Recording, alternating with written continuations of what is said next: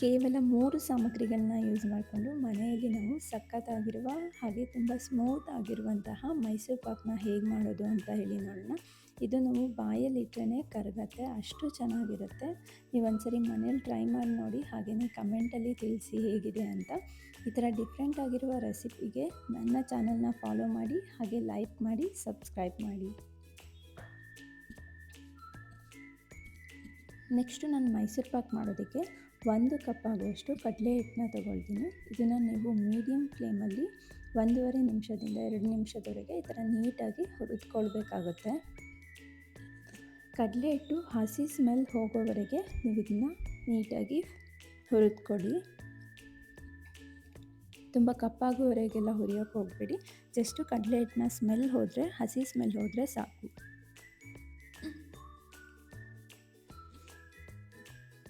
ನೋಡಿ, ಇದು ಇವಾಗ ಹುರಿದ್ಕೊಂಡಿದ್ದೀನಿ. ಇದನ್ನು ನೆಕ್ಸ್ಟು ನಾನು ಒಂದು ದೊಡ್ಡ ಬೌಲ್ಗೆ ಟ್ರಾನ್ಸ್ಫರ್ ಮಾಡ್ಕೊಳ್ತೀನಿ. ನೀವು ಇದಕ್ಕೆ ಎಣ್ಣೆ ಹಾಕಿ ಮಿಕ್ಸ್ ಮಾಡ್ಕೊಳ್ಳೋದ್ರಿಂದ ಸ್ವಲ್ಪ ದೊಡ್ಡ ಬೌಲ್ಗೆ ಟ್ರಾನ್ಸ್ಫರ್ ಮಾಡ್ಕೊಳ್ಳಿ. ನೀವು ಈ ಹಿಟ್ಟನ್ನು ಈ ಥರ ನೀಟಾಗಿ, ಅದರಲ್ಲಿ ಗಂಟುಗಳಿರುತ್ತೆ, ಅದನ್ನು ನೀವು ಹೊಡೆದ್ಕೊಳ್ಬೇಕಾಗುತ್ತೆ. ನೀವು ಬೇಕಾದರೆ ಜರಡಿ ಹಿಡ್ಕೋಬೋದು, ಇಲ್ಲಾಂದರೆ ಮಿಕ್ಸಿಗೆ ಹಾಕಿ ಬೇಕಾದರೂ ಒಂದ್ಸರಿ ರುಬ್ಕೊಂಡ್ರೆ ತುಂಬ ನೈಸ್ ಆಗಿರುವಂತಹ ಹಿಟ್ಟು ಬರುತ್ತೆ.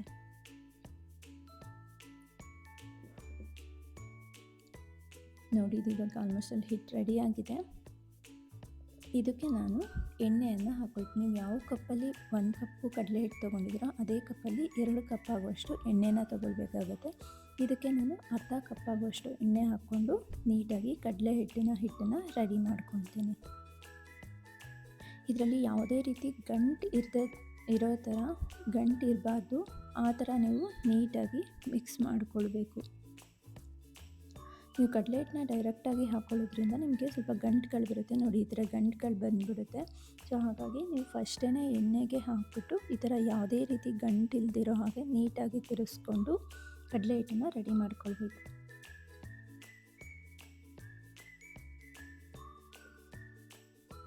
ಓಕೆ, ನೋಡಿ, ಇದು ಆಲ್ಮೋಸ್ಟ್ ಅಲ್ಲಿ ರೆಡಿ ಆಗಿದೆ. ಇದು ಯಾವುದೇ ರೀತಿ ಗಂಟು ಇಲ್ದಿರೋ ಥರ ನಾನು ಹಿಟ್ಟನ್ನು ರೆಡಿ ಮಾಡಿಕೊಂಡಿದ್ದೀನಿ. ನೋಡಿ, ಇದು ಗಂಟಿಲ್ಲ ಇವಾಗ, ಫಸ್ಟು ಗಂಟಿತ್ತು. ನೆಕ್ಸ್ಟು ಒಂದು ಪಾತ್ರೆ, ಈ ಥರ ಆಳವಾಗಿರೋ ಪಾತ್ರೆನ ತೊಗೊಳ್ಳಿ, ಇಲ್ಲ ನೀವು ಟ್ರೇ ಇದ್ದರೆ ಟ್ರೇನ ಯೂಸ್ ಮಾಡ್ಕೊಳ್ಳಿ. ನೀವು ಇದಕ್ಕೆ ಸ್ವಲ್ಪ ಎಣ್ಣೆನ ಹಚ್ಕೊಳ್ಬೇಕಾಗುತ್ತೆ. ಒನ್ಸ್ ನಿಮಗೆ ಮೈಸೂರು ಪಾಕ್ ಆಗಿದ್ದೇನೆ ಅದನ್ನು ಈ ಪಾತ್ರೆಗೆ ಟ್ರಾನ್ಸ್ಫರ್ ಮಾಡ್ಕೊಳ್ಳಿ.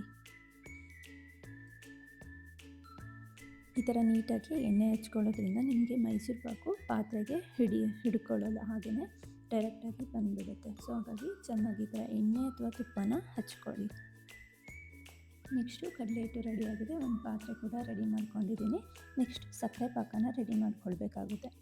ನೀವು ಯಾವ ಕಪ್ಪಲ್ಲಿ ಎಣ್ಣೆ ಮತ್ತು ಕಡಲೆ ಹಿಟ್ಟನ್ನ ತೊಗೊಂಡಿದ್ರೋ ಅದೇ ಕಪ್ಪಲ್ಲಿ 1.25 ಕಪ್ ಆಗುವಷ್ಟು ಸಕ್ಕರೆನ ತೊಗೊಳ್ಬೇಕು. ನಾನು 1.25 ಕಪ್ ಸಕ್ಕರೆ ತೊಗೊಂಡಿದ್ದೀನಿ, ಅದಕ್ಕೆ 3/4 ಕಪ್ ಆಗುವಷ್ಟು ನೀರನ್ನು ಹಾಕ್ಕೊಳ್ಬೇಕು. ಅಂದರೆ ನೀವು ಸಕ್ಕರೆ ಮುಳುಗುವಷ್ಟು ನೀರು ಹಾಕ್ಕೊಳ್ತಾ ಇದ್ದೀರಾ. ಇವಾಗ ಇದನ್ನು ನೀವು ಒಂದೆಳೆ ಪಾಕನ ಬರೆಸ್ಕೊಳ್ಬೇಕು ಈ ಸಕ್ಕರೆನ. ನೆಕ್ಸ್ಟು ನೀವು ಸಕ್ಕರೆ ಮತ್ತು ನೀರನ್ನು ಹಾಕಿ ಬಿಟ್ಬಿಡಬೇಡಿ, ಈ ಥರ ನೀಟಾಗಿ ಮಿಕ್ಸ್ ಮಾಡ್ತಾ ಇರಬೇಕು. ಈ ಥರ ಮಾಡೋದ್ರಿಂದ ನಿಮಗೆ ಸಕ್ಕರೆ ಪಾಕ ತಳನೂ ಹಿಡಿಯೋದಿಲ್ಲ, ಹಾಗೆಯೇ ಸಕ್ಕರೆ ಪಾಕದ ಕಲರ್ ಕೂಡ ಚೇಂಜ್ ಆಗೋಲ್ಲ, ಚೆನ್ನಾಗಿರುತ್ತೆ ಕಲರು. ಸೊ ಈ ಥರ ನಾನು ಮಿಕ್ಸ್ ಮಾಡ್ಕೊತೀನಿ. ಸಕ್ಕರೆ ನೀಟಾಗಿ ಕರಗಿಬಿಟ್ಟು ಆಲ್ಮೋಸ್ಟ್ ಒಂದೆಳೆ ಪಾಕ ಬರೆಸ್ಕೋಬೇಕು ನೀವು. ಈ ಥರ ನೋಡ್ತಾ ಇರಿ ಪಾಕ ಬಂದಿದೆಯಾ ಅಂತ ಹೇಳಿ. ಇದೀಗ ಆಲ್ಮೋಸ್ಟ್ ಅಲ್ಲಿ ರೆಡಿ ಆಗಿದೆ. ನೋಡಿ, ಈ ಥರ ಕೈಯಲ್ಲಿ ಮಾಡಿದಾಗ ಈ ಥರ ಲೈಟಾಗಿ ಎಳೆ ಬರಬೇಕು, ಆವಾಗ ಒಂದೆಲೆ ಪಾಕ ಬಂದಿದೆ ಅಂತ ಹೇಳಿ. ಈ ಥರ ನೀಟಾಗಿ ತಿರುಗಿಸ್ಕೊಳ್ಳಿ. ನೋಡಿ, ಸೌಟಲ್ಲಿ ಬಿಟ್ಟಾಗ ಈ ಥರ ಎಳೆ ಬರಬೇಕು ನಿಮಗೆ. ನೆಕ್ಸ್ಟು ಮಿಕ್ಸ್ ಮಾಡಿ ಇಟ್ಕೊಂಡಿರುವಂತಹ ಕಡಲೆ ಹಿಟ್ಟನ್ನು ಈ ಸಕ್ಕರೆ ಪಾಕಕ್ಕೆ ಹಾಕ್ಕೊಳ್ತೀನಿ. ಈ ಥರ ನೀಟಾಗಿ ಮಿಕ್ಸ್ ಮಾಡ್ಕೊಳ್ಳಿ. ಚೆನ್ನಾಗಿ ಮಿಕ್ಸ್ ಮಾಡಬೇಕಾಗುತ್ತೆ ಸಕ್ಕರೆ ಪಾಕಕ್ಕೆ ಹಾಕ್ಕೊಂಡು. ನೆಕ್ಸ್ಟು ಉಳಿದಿರುವಂತಹ ಎಣ್ಣೆನ ಸ್ವಲ್ಪ ಸ್ವಲ್ಪ ಆ್ಯಡ್ ಮಾಡ್ಕೊಳ್ತಾ ಬರಬೇಕು. ನೋಡಿ ಇವಾಗ ಎಣ್ಣೆ ತೊಗೊಂಡಿದೆ, ಮತ್ತೆ ಎಣ್ಣೆನ ಆ್ಯಡ್ ಮಾಡ್ಕೊಳ್ತೀನಿ.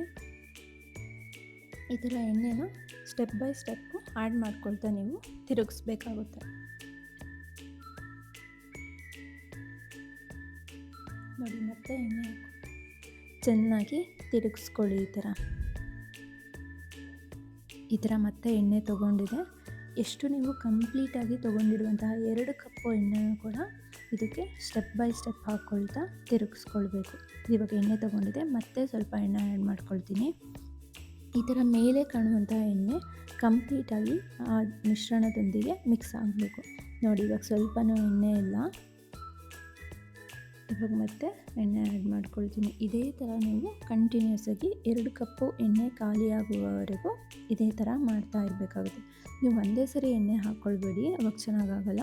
ಸೊ ನೀವು ಎಣ್ಣೆ ಅದು ಹಿಟ್ಟು ತೊಗೊಂಡಿದ್ದೇನೆ ಸ್ಟೆಪ್ ಬೈ ಸ್ಟೆಪ್ ಆ್ಯಡ್ ಮಾಡ್ಕೊಳ್ತಾ ಈ ಥರ ನೀಟಾಗಿ ಮಿಕ್ಸ್ ಮಾಡ್ಕೊಳ್ಳಿ. ಕಂಟಿನ್ಯೂಸ್ ಆಗಿ ತಿರುಗಿಸ್ತಾನೆ ಇರಬೇಕು, ಇಲ್ಲಾಂದರೆ ನಿಮಗಿದು ತಳ ಹಿಡಿದ್ಬಿಡುತ್ತೆ.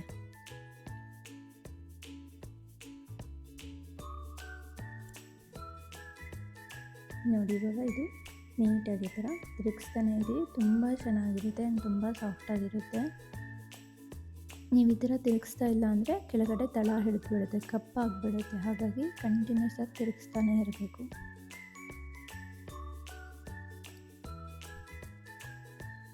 ನೋಡಿ ಇದನ್ನು ಎಷ್ಟು ತೆಳು ಇದೆ ಅಂತ ಹೇಳಿ ಇದು ಗಟ್ಟಿ ಆಗೋವರೆಗೆ ತಿರುಗಿಸ್ಬೇಕಾಗುತ್ತೆ.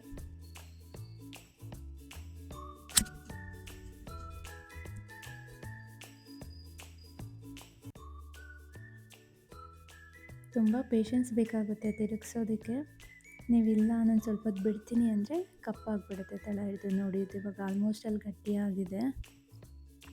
ಈ ಥರ ಹಿಟ್ಟು ಹಾಗೆಯೇ ಸಕ್ಕರೆ ಪಾಕ ಬಂದುಬಿಟ್ಟು ಗಟ್ಟಿ ಆಗಬೇಕಾಗುತ್ತೆ. ನೀವು ಇದು ಎಣ್ಣೆ ಬಿಡೋವರೆಗೆಲ್ಲ ತಿರುಗಿಸೋದು ಬೇಡ. ಒಂದು ಸ್ವಲ್ಪ ಗಟ್ಟಿಯಾಗಿದ್ದೇನೆ ಆಫ್ ಮಾಡಿಕೊಂಡು ನೀವು ರೆಡಿ ಮಾಡ್ಕೊಂಡಿರುವಂಥ ಪಾತ್ರೆಗೆ ಟ್ರಾನ್ಸ್ಫರ್ ಮಾಡಿಕೊಂಡ್ರೆ ಆಗುತ್ತೆ. ನೋಡಿ ಇದು ಆಲ್ಮೋಸ್ಟ್ ಅಲ್ಲಿ ಗಟ್ಟಿ ಆಗಿದೆ. ನಿಮಗೆ ಸ್ವಲ್ಪ ಜಾಸ್ತಿ ಗಟ್ಟಿ ಬೇಕು ಅಂದರೆ ಸ್ವಲ್ಪ ಜಾಸ್ತಿ ಪಾಕನ ಬರೆಸ್ಕೊಂಡ್ರೆ ಆಗುತ್ತೆ. ನಾನು ತುಂಬ ಸಾಫ್ಟಾಗಿ ಮಾಡ್ತಾಯಿದ್ದೀನಿ, ಹಾಗಾಗಿ ತುಂಬ ಗಟ್ಟಿ ಮಾಡ್ಕೊಳ್ಳಲ್ಲ. ನೀವು ಹಾಗೆಯೇ ಬಾಯಲ್ಲಿ ಇಟ್ಟರೆ ಆ ಮೈಸೂರು ಪಾಕ್ ಕರಗತ್ತೆ, ಅಷ್ಟು ಸಾಫ್ಟಾಗಿರುತ್ತೆ. ಈ ಥರ ನೀವು ಚೆಕ್ ಮಾಡ್ಕೊಳ್ಬೇಕಾಗತ್ತೆ. ಹಾಕಬೇಕು. ಇದು ಆಲ್ಮೋಸ್ಟ್ ಅಲ್ಲಿ ಗಟ್ಟಿ ಆಗಿದೆ, ನಿಮಗೆ ನೋಡಬೇಕಾದ್ರೇ ಗೊತ್ತಾಗುತ್ತೆ.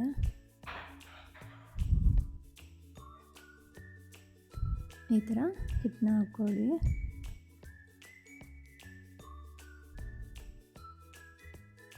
ನೋಡಿ ಹಿಟ್ಟು ಯಾವ ಥರ ಬೆಳ್ತಿದೆ. ಫಸ್ಟ್ ನೀವು ಮಾಡಿದಾಗ ಎಷ್ಟು ತೆಳು ಇತ್ತು, ನೀವು ಈ ಥರ ಮಿಕ್ಸ್ ಮಾಡ್ಕೊಂಡ್ಮೇಲೆ ಇಷ್ಟೇ ಗಟ್ಟಿಯಾಗಿದೆ. ಇಷ್ಟಾದರೆ ಸಾಕು. ನೀವು ನೆಕ್ಸ್ಟು ಪಾತ್ರೆಗೆ ಟ್ರಾನ್ಸ್ಫರ್ ಮಾಡಿಕೊಂಡು 1-2 ಅವರ್ಸು ಹಾಗೆಯೇ ಇಟ್ಬಿಡಿ. ಇವಾಗ ಪಾತ್ರೆಗೆ ಹಾಕ್ಕೊಂಡಿದ್ದೀನಿ ಆ ಹಿಟ್ಟನ್ನು. ಇದನ್ನು 1-2 ಅವರ್ಸು ತಣ್ಣಗಾಗೋದಕ್ಕೆ ಬಿಡ್ತೀನಿ. ಈ ತಣ್ಣಗಾಗೋದಕ್ಕೆ ಟೈಮ್ ತೊಗೊಳುತ್ತೆ. ಇದು ಇವಾಗ ತಣ್ಣಗಾಗಿದೆ. ನಾನು ಇನ್ನೊಂದು ಪಾತ್ರೆ 2 ಅವರ್ಸ್ ಬಿಟ್ಟಿದ್ದೀನಿ.